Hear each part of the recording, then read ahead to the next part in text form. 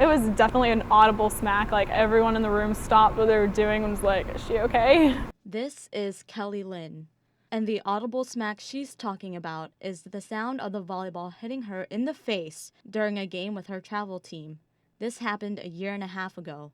Kelly had suffered from a concussion because of that play, but now she's 15 years old and as mature as can be given her circumstances. And it would be all over my head, and I also had really bad neck pain too, and shoulder pain, and it was basically in my head. It would always be pounding or stabbing or really pressury or achy.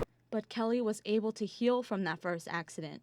It took about a month to do so, but it seemed Kelly had more to lose than to gain from the injury. The fact that I couldn't really do anything, like I couldn't watch TV, I couldn't read books, I couldn't do homework, I wasn't allowed to text or be on the computer, which was really, really difficult for any teenager, I guess. Once Kelly had healed from her first concussion, Kelly tried out for her high school volleyball team. She became the first freshman to make the varsity team at Neshoba High School, more of an accomplishment than any of the veterans could have bragged about. It was just total happiness. Like, I loved it. There was no other greater feeling in the world for me. But midway through her season, she suffered yet another concussion, and this time with an even longer lasting impact. Kelly was out of the game for good, doctor's orders. I remember I was in the appointment and I was like trying to hold back tears almost, because it was like something that I loved was being taken away from me. It wasn't a choice. It was completely out of my control. I couldn't do anything to stop it. But Kelly wasn't the only one affected by her concussions.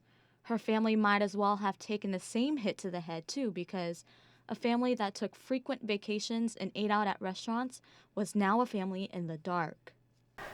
She's not able to be a part of our family unit. We went from a family where we're loud, you can tell, probably hear them around and about, and to it was quiet and all the lights were off and the TV was off. Because even this sound of Kelly's younger sister playing a simple tune on their piano would hurt her.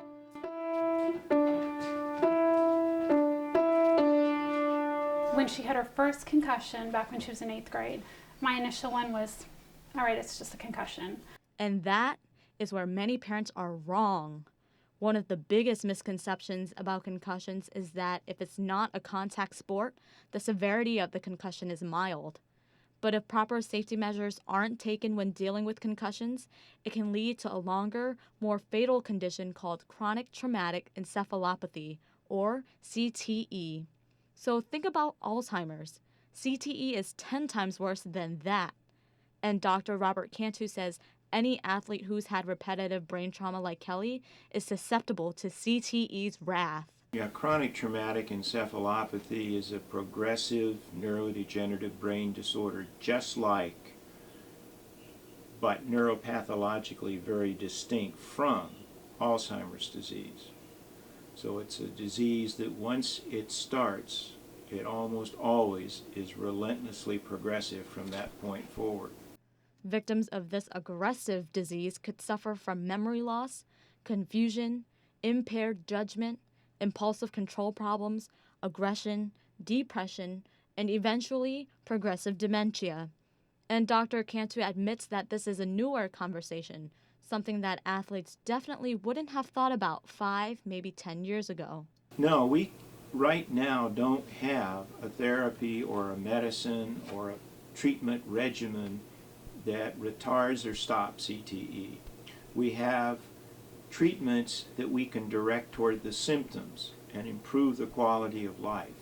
The journey is underway. For every question that we may have answered, there are tenfold unanswered questions. So we're just beginning this journey.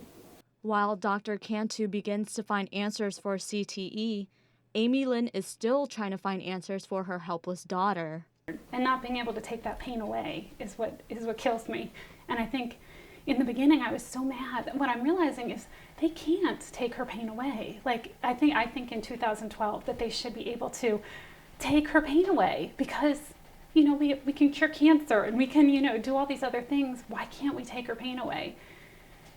I was one of those people that thought concussions weren't a huge deal. It's a knock on the head, like just kind of suck it up. And now I'm like completely different.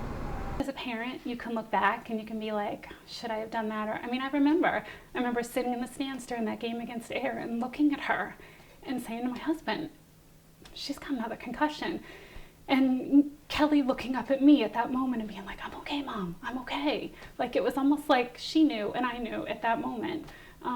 When she gets out of this and when she's pain-free, watch out, world, because she's going to go crazy, because whatever she decides to put her mind to, she's going to soar. And I think because of this, I wouldn't change this, because I know that this is the way that God has planned for her. Since Kelly can't be on the courts, she's teamed up with the Brain Injury Association as an ambassador.